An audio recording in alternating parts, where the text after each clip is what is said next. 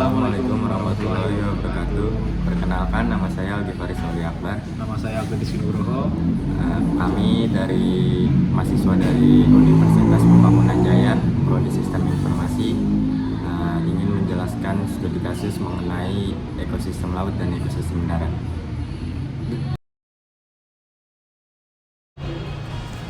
Assalamualaikum warahmatullahi wabarakatuh. Saya Alvin Rizky Nugroho. Studi kasus yang saya bawa kali ini mengenai kebakaran hutan gambut di Sumatera dan Kalimantan yang terjadi sejak tahun 1997 hingga 2015. Masalah ini senantiasa terjadi di setiap tahunnya, terutama ketika memasuki musim kemarau. Kebakaran gambut di Sumatera dan Kalimantan senantiasa mendatangkan kerugian secara ekonomi dan kesehatan. Kebakaran hutan merupakan bencana yang menjadi langganan tiap tahunnya di Indonesia, khususnya di Provinsi Riau.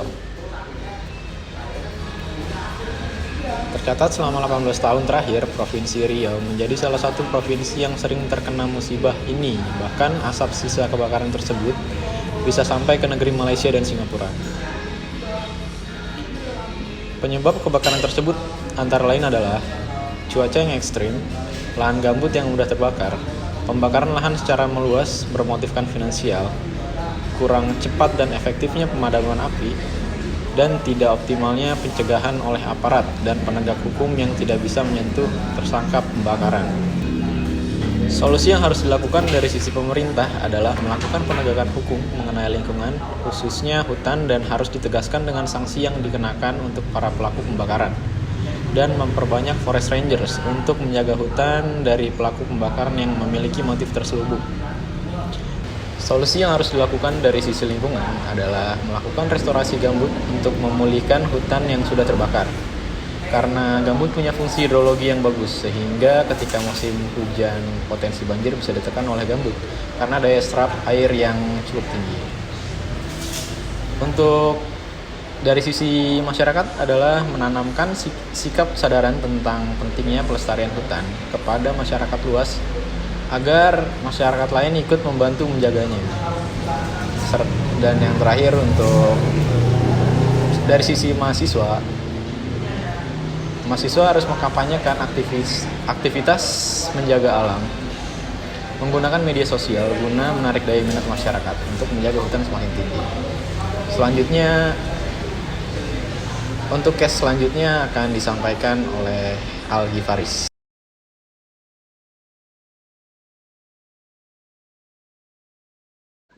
Saya Aldi Faris Akbar. Kali ini saya berkesempatan untuk menjelaskan studi kasus tentang ekosistem laut. Wilayah Indonesia secara geografis merupakan negara yang memiliki wilayah laut yang luas. Indonesia juga dijuluki sebagai negara maritim karena memiliki ribuan pulau. Dengan wilayah perairan yang luas tersebut membuat Indonesia menjadi negara yang kaya akan sumber daya laut.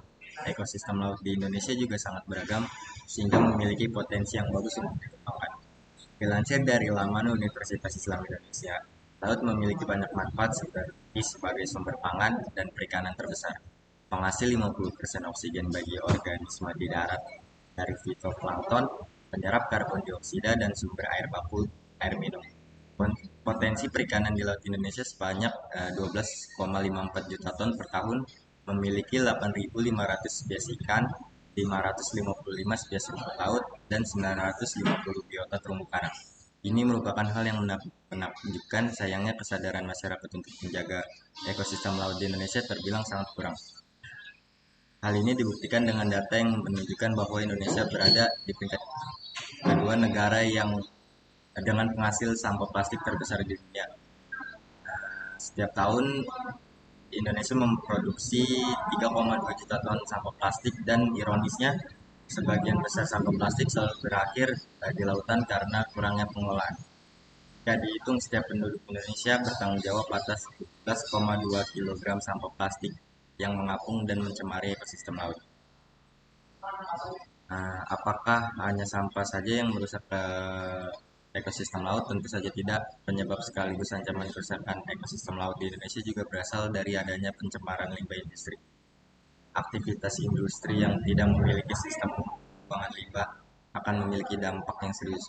Sumber daya laut seperti ikan, udang, dan lainnya apabila telah tercemar terkonsumsi oleh manusia, maka hal tersebut tentu akan berdampak sangat buruk terhadap manusia. Sudah jelas bahwa kerusakan ekosistem laut di Indonesia membawa akibat yang banyak. Contoh studi kasus yang terjadi di daerah Kampung Nelayan, Kelurahan Tanah Beru, Kecamatan Botobari, Kabupaten Bulukumba, Sulawesi Selatan. Ekosistem terumbu karang menjadi rusak akibat ulah nelayan yang menangkap ikan dengan menggunakan bom, racun, dan pukat. Kegiatan penangkapan ikan dengan menggunakan bom tersebut menyebabkan terumbu karang hancur dan ikan-ikan menjadi mati. Selain itu, kegiatan tersebut juga mengakibatkan kegiatan budaya ikan dalam keramba terganggu sehingga merusak pertumbuhan budidaya rumput laut. Kerusakan ekosistem laut ini terjadi akibat rendahnya pengetahuan nelayan tentang dampak yang ditimbulkan. Adanya kerusakan ekosistem laut tersebut kemudian menyebabkan kecenderungan menurunnya hasil tangkapan ikan. Akibatnya, mereka akan semakin merugi. Jika mereka terus merugi, maka mereka akan mengalami kemiskinan karena tidak mampu memenuhi kebutuhan ekonominya. Hal ini tentu saja menjadi ancaman terhadap keamanan manusia.